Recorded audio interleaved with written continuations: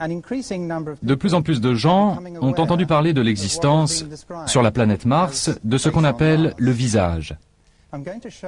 Je vais démontrer qu'il existe une connexion entre cette construction sur Mars et les 3 sites anciens de Avebury, Glastonbury et Stonehenge, en Angleterre, grossis à 2 échelles différentes. Imaginez une sphère vide, avec au centre une pyramide touchant la sphère de l'intérieur.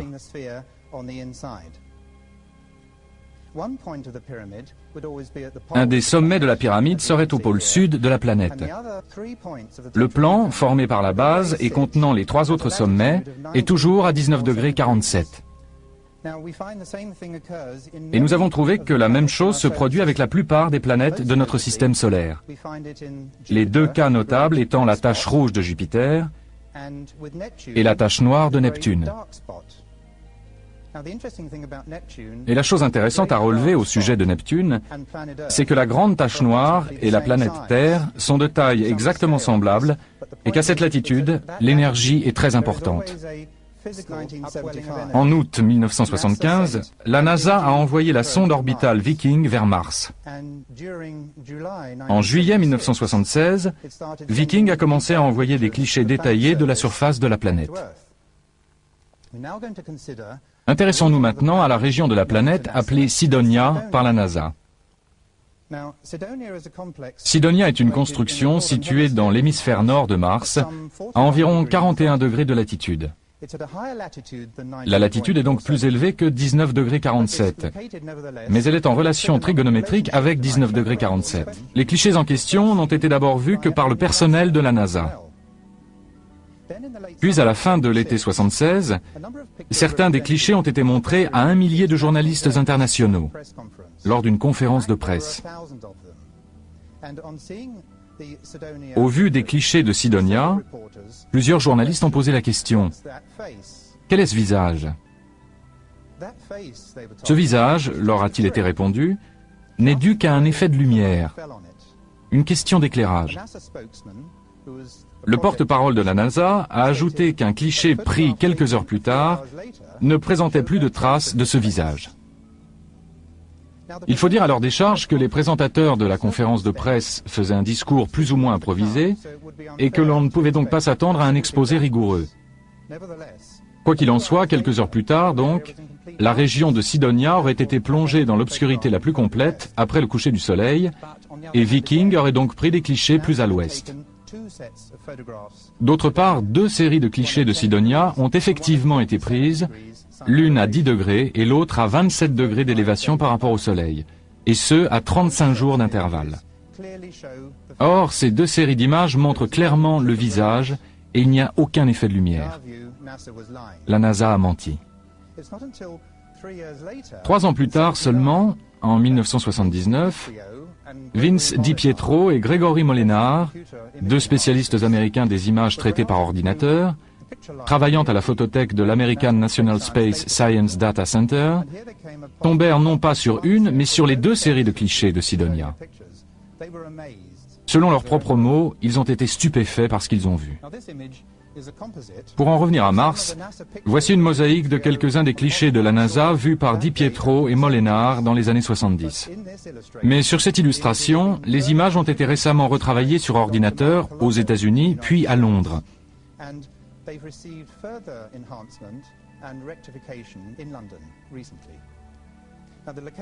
L'emplacement du visage et d'autres parties importantes de la construction sont clairement définis.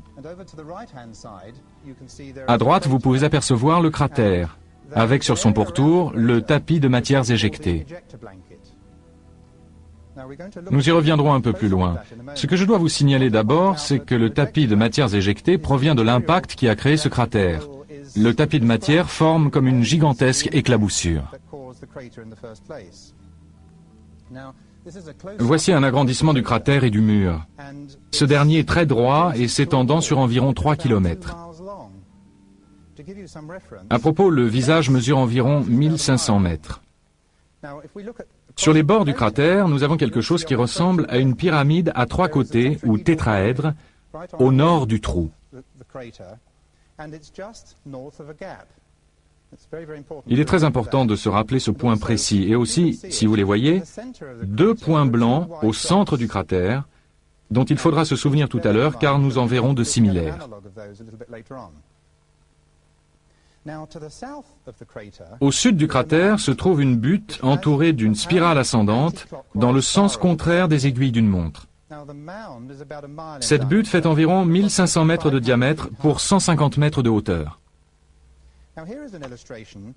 Voici une illustration de l'un des crop circles les plus connus, apparus en très grand nombre au sud de l'Angleterre au cours des dernières années.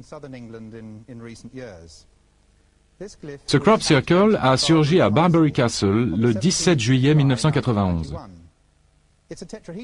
Il s'agit d'un tétraèdre. Notez bien l'encoche en spirale dans le coin droit de l'empreinte. Voici un agrandissement de la spirale logarithmique du crop circle, le bord de la spirale avec ses encoches. J'ai réalisé plus tard que l'on retrouve la spirale dans la butte de Mars. Et voici à la fois la butte et la spirale logarithmique. À l'ouest de cette butte se trouve un ensemble qui semble être des structures pyramidales dont l'une est abîmée de façon évidente. Ce groupe de structures est appelé la cité. Au sud de la cité se trouve une grande pyramide à 5 côtés. La grande pyramide D et M, nommée ainsi après sa découverte par Di Pietro et Molenar. Le côté gauche de cette pyramide semble totalement intact, et le côté droit paraît en revanche endommagé. Gardez bien ce détail en mémoire. Ce transparent permet de bien voir les faces de la pyramide à 5 côtés. Comme Errol Torren, spécialiste en géomorphologie de l'American Defense Mapping Agency, le souligne, un objet à 5 côtés ne peut pas être formé et à plus forte raison maintenu en l'état par la seule force du vent et des phénomènes météorologiques. Car la force qui accentue l'une des faces causera inévitablement l'érosion de la face ou du côté opposé. Nous avons envie de dire qu'une pyramide sur Mars est une chose singulière. Mais un visage sur Mars est une chose au moins aussi singulière. L'analyse fractale utilisée pendant la guerre du Golfe a été employée ici, et comme vous pouvez le voir, l'analyse fractale est à droite et l'image originale à gauche. Ils ont utilisé l'analyse fractale pendant la guerre pour repérer des tanks dans le désert. Et en employant cette technique, les spécialistes ont affirmé que le visage de Mars est la chose la plus étonnante sur plus de 4000 km² à la ronde. Revenons maintenant sur Terre. Voici un crop circle qui est apparu au pied de la colline de Silbury, dans le Wiltshire, en Angleterre, dans la nuit du 27 juillet 1991.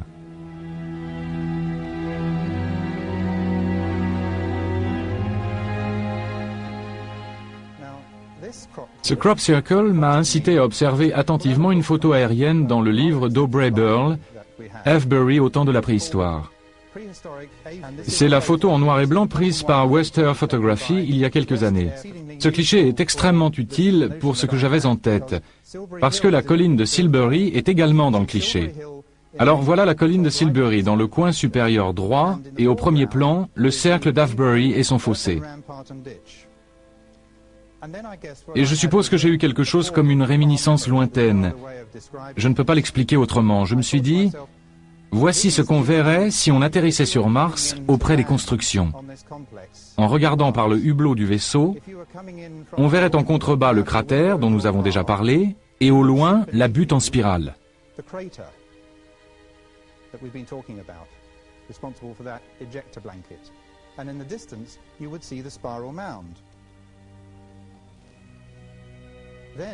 Il m'est alors apparu que le rempart de terrassement et le fossé d'Avebury pouvaient être une représentation du cratère et la colline de Silbury, au loin, une représentation de la butte en spirale de Sidonia.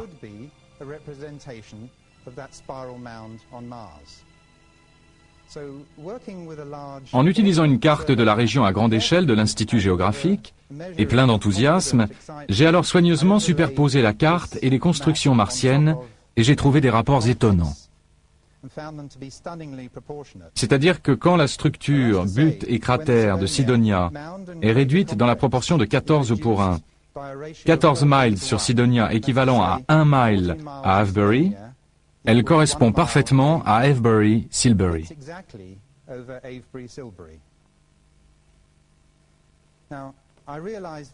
J'ai compris qu'en y ajoutant le crop circle de Silbury, ces trois éléments n'étaient qu'une seule et même représentation géographique et topographique. Ils étaient fondamentalement la même image, transmettant les mêmes informations dans chaque cas. Inspiré par le crop circle, j'ai réalisé que la colline de Silbury et le cercle d'Avebury devaient être des représentations à l'échelle de cette partie des constructions de Mars.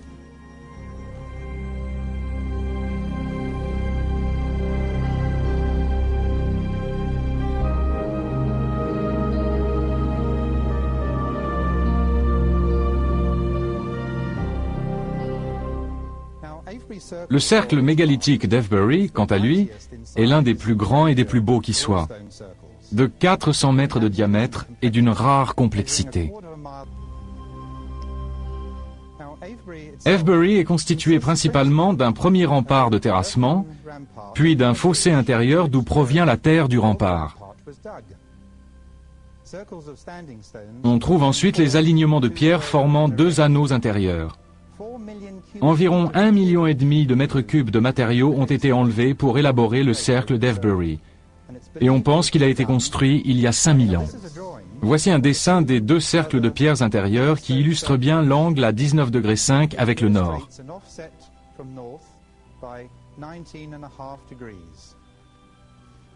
Mais regardez maintenant le centre de ces deux cercles de pierre. Ces deux cercles n'existent plus. Ils sont abîmés, mais des experts en ont fait une reconstitution. Les deux repères blancs que je vous ai montrés sur le cratère de Mars correspondent aux deux pierres qui marquent le centre des deux cercles de pierre d'Avebury. On commence à assembler les pièces du puzzle. Les gens qui ont vécu et travaillé sur Mars ont été dans l'obligation d'agir sur l'environnement.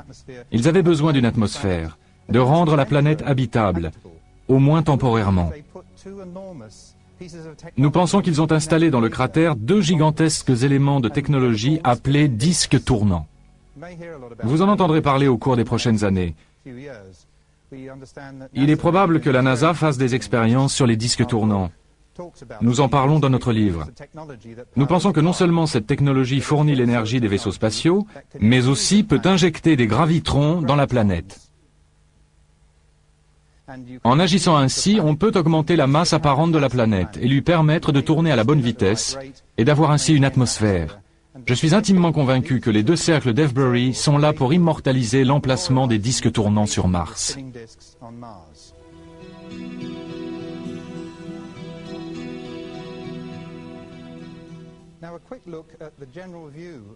Et maintenant un retour rapide à une vue générale de Cydonia pour nous rappeler l'emplacement exact du cratère et de la butte en spirale à droite des constructions. Nous allons maintenant comparer la butte en spirale de Mars avec la colline de Silbury.